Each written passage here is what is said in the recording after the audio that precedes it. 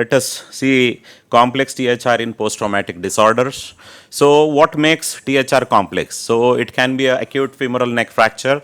So this can be acceptable and good options in patients, elderly patients who are living independently. They are fully ambulatory and mentally fit and living an active lifestyle. So you can directly go for total hip in an acute neck femoral fracture. You have to use a large diameter head and you should repair the capsule carefully because these are elderly patients and they should not dislocate. And then THR can be done in failed hip fractures. But these patients are in bed, preoperatively they are in bed and there are high chances of dislocation and failure, and there could be high mortality because the patients are in bed preoperatively. So in trochanteric non-unions, length of the femur cannot be restored with standard implants, so you should have a calcar replacement stem. Coming to THR in acetabular fractures, preoperative CT scan is mandatory in such cases, and you will deal with bony defects posteriorly in posterior wall of the acetabulum. So you should be ready with acetabular augments and bone grafting of the posterior column. THR in failed reconstructive procedures in the presence of previous proximal femoral osteotomy that may have been performed for various reasons, and there could be a malunited proximal femoral fractures. So in the presence of plate or nail that can pose technical challenge during the total hip surgery. Problem with inserting the femoral stem in the deformed femur. Displacement, there could be displacement of fragments, there could be dense cancellous bone at the healed osteotomy site that may require careful reaming. As we said, high speed burr is mandatory to remove the intramedullary bone. And then adequate capsular release and hip dislocation should be done before the hardware removal. So you should not remove the hardware and then try and dislocate the hip. So keep the hardware, do the soft tissue release, dislocate it, relocate it, and then remove the hardware. And again, we discussed THR in fused hip. So it is indicated where there is severe persistent low back pain, ipsilateral knee pain, or a contralateral hip pain. So coming to clinical cases, this is a 34-year-old female. So we can have interactive discussion. You can share your views. So for some reason she underwent girdle stone. There is no femoral head, and you can see there is a translational deformity in the proximal femur. So the thought process was whether to re-osteotomize it and then use a longer stem or retain this and go ahead with the primary implants. Kiran sir, any thoughts on this? Okay, sir. So this is what, so as we discussed, this is a small stem, and we did not do the osteotomy, and we directly used a small stem. This is as we were discussing, this is a... Did use a burr or something, sir, to get no, this was... Yeah. This is a small stem, size 6. No, because of the malunion that is... Yeah, but we were able to manage it with primary. Another, here you can see there is a subtroch osteotomy was done for a fractured neck femur and then a DHS. Again, this you can see this distorted anatomy in the lateral view.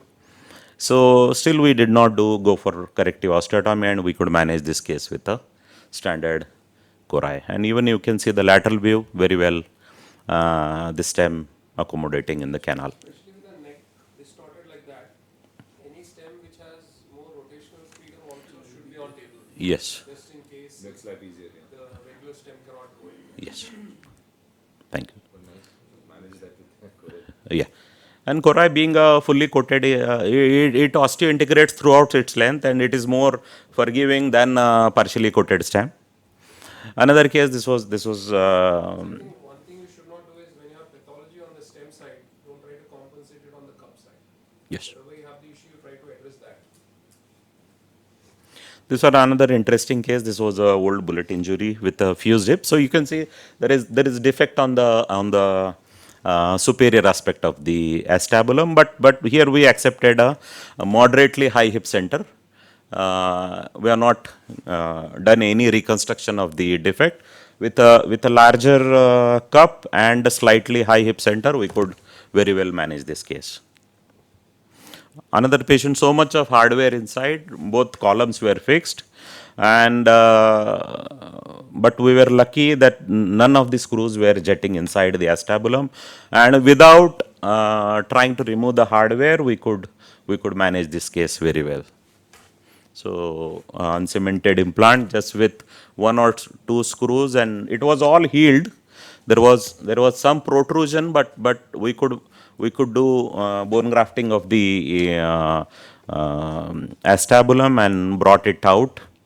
So it is not mandatory to remove the hardware in when you are dealing with a acetabular fracture. Another case, this again, we could manage it without removing the hardware. So go by a standard approach, whatever the previous approach is, and don't try to remove. If the screws are seen inside, then you might have to remove the screw. So column views are important for all these cases Yes, because and you have 3D. to know the your pectineal line here. Yes, and few cases failed PFN. So there was, considering her age, we did not think of reconstructing it again. Directly went for a long stem, Wagner kind of long stem, and a THR. So here again, you can see we have bypassed this screw hole to protect the femur.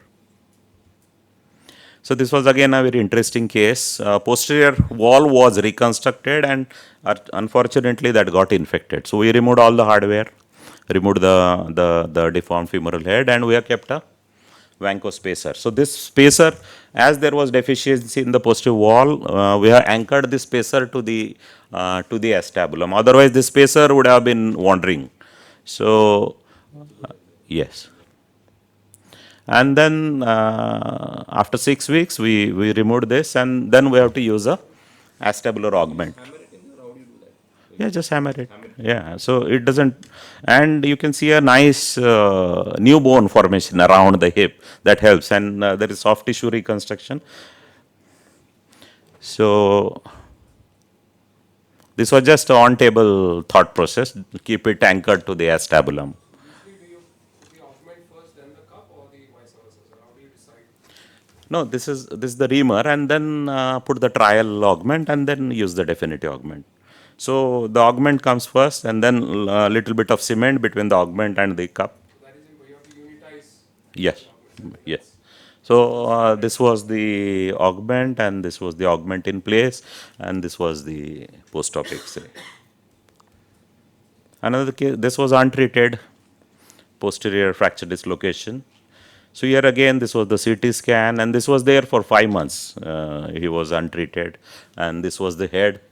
So here you have to use a multi-hole cup. So you should have freedom to put screws wherever you want, and the posterior wall was bone grafted using the native head. So this was the post-op X-ray. So there is liberty to put screws wherever there is bone available. I think all these complex cases, the inferior screws are very important because that's the reason the cup is multi-hole.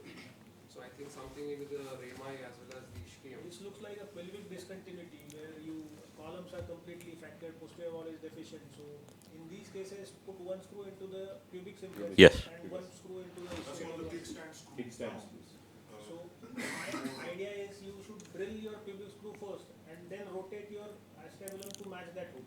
Yeah. So it becomes very easy to put that pubic screw. Okay, you mean before you put the cup, you drill it? Before you put the cup, you drill your pubic screw. That will go this way or this? This will go into the pubic sinus. Okay. Correct. Okay. Any landmark, because you are looking from inside? How do we? It is usually on the anterior side, and putting that screw, you have to drop down your arm too well. Okay. So putting that screw with the cup in becomes very. Without the cup. So do it without the cup. Put your cup in, dial your cup to match that screw hole, and then put the screw through that. Two more things. I think Dr. Krishna Kiran and Dr. Neil are writing that paper where the technique is described how to do that. Number two, if you have a cup where you're finding it difficult and you have to renegotiate and put the screw, you end up putting your cup a little more vertical than you would like to. And in such situations, it's better to cement the liner in because you still want to have the coverage as per your case. I believe before putting the cup, you can palpate the rounds and you can put two artery clamps, superiorly and inferiorly. We have So that dimensions to finish. Yeah, I'll finish. That is ideal. Kiran sir, you tell me as whenever we can stop in next. With the modern cups, with the tantalum cups, you can actually drill Drill, yes. and then that freedom is there to get the Yeah, yeah, other way, but so many holes available. but sometimes you need that extra hole, Okay. which is not there. And at least the ischial screw is much more easier than the PB screw. So that will Okay. prevent the abduction failure of the cup. So this was another infected DHS. So we removed the DHS, allowed the infection to settle down, and this was again a straightforward. Yeah, we have a couple of cases, and then with standard implants. This was again a nicely done DHS, but I don't know, it failed. Very soon it failed. And then considering the age, we did not go for reconstruction. So this was solution stem, long solution stem. But by the time it was all healing, when we took her for a replacement, the trochanter was all healed. You can see a lot of callus around the proximal. I mean, the solution stem, you've done it well, but it's actually a very unforgiving stem. And I think it's not slowly. It is phasing up. yeah, There are 2 points into solution. It is made up of stainless steel, so the modulus of surface is too high. Second, it is a fully coated steel. So Yes. it is stuck when you are actually hammering it in. it's a very difficult It cannot come back. It is There's no not, taper, it's so a it cylinder. doesn't, there's no subsidence and it doesn't. It's a cylinder, it's not a it's cone. not there anymore. Yeah, but this was a few years back. That time it was a popular stem. I think people have done a lot, they do swear by it, but I think. Yeah. So, Get with this thing, it is fun, phenomenal. yes. You cannot remove it. So there is a lot of callus seen around the proximal. Another just 18-year-old boy, but you can see this hip, wedge shape hinging upon the acetabulum, and then we had no other option to replace him. So in younger patients, we go for ceramic on ceramic. Just 18-year-old boy, we had no other option to replace him. Another failed PFN. So you see this is broke at the screw hole, unattended screw hole. Again, this elderly patient was not willing for reconstruction. So here we have used a Wagner stem and did well. Failed DHS, not failed, this head, basically this head failed, AVN, and then lateral subluxation, and then this is what was done. Again, just prime, this plate was very short, so we could manage it with a standard Corai stem. Infected screws, so again we have to do it in 2 stages. Handmade vancomycin spacer, and then this was the spacer. We make multiple pricks in the spacer to increase the surface area for the drug to come out, and this was his post-op X-ray. Again, primary implants. Again, infected DHS. This is one more infected DHS. So we just removed it, allowed it to heal, and then again stem. So here we were lucky to bypass the last hole. Do you put stimulant in your infected cases?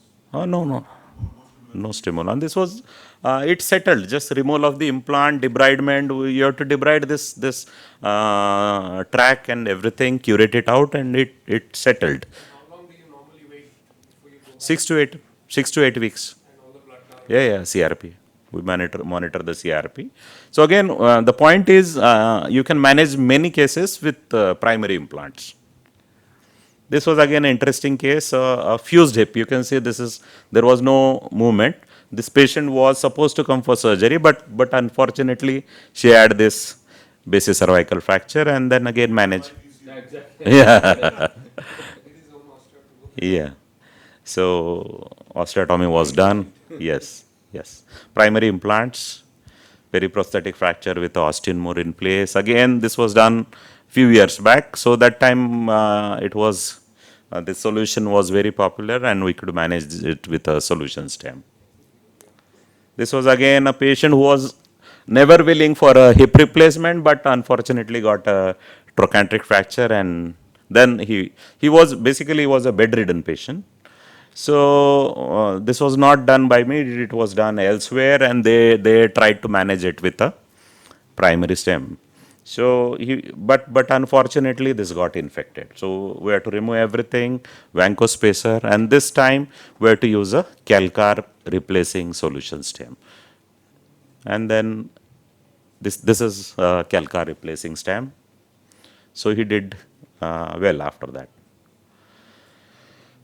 So probably I would not have gone for fixation in this, but considering the age, the surgeon tried to reconstruct everything, but this got infected. Younger patient, 30-year-old. This got infected. He did this is the second surgery done by the first surgeon. He tried to remove everything, but again this did not work. He continued to pour pus. So this is what we did: a spacer, a proper vancomycin spacer. Tried to reconstruct everything. So this was the situation, no infection, all the parameters came down in 2 months. And this is what we did, a Korai stem. So there was, we could provide adequate stability, and there was, you can see there is a lot of callus around the proximal femur. So can you see the spacer? So you put in an implant with the cement spacer on top. Yeah, this is implant from your OT, you autoclave it. Otherwise, you need a lot of cement if you just, Why is that K wire in the estimate? Again, one again to stabilize it. The, But then with the does that implant make in the sense with femur. spacer? Tell me again. If it was on its own, Yeah. the K-wire makes sense, but We with should, the KYC, articulating spacer, they can migrate. But no, that K wire is in the cement, K wire is in the cement and it is along the stem, femoral stem. So just to provide additional stability. In this case, it was, the acetabulum was good. Acetabulum was good. And then there was a lot of callus. So again, we could handle this case with primary stem.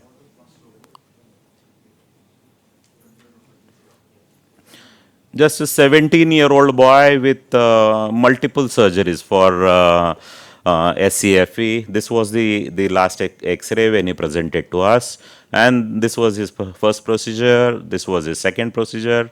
Trochanteric flip osteotomy was done, and then fixation was done. But ultimately, he ended up with a bad avascular necrosis, collapse, and this was his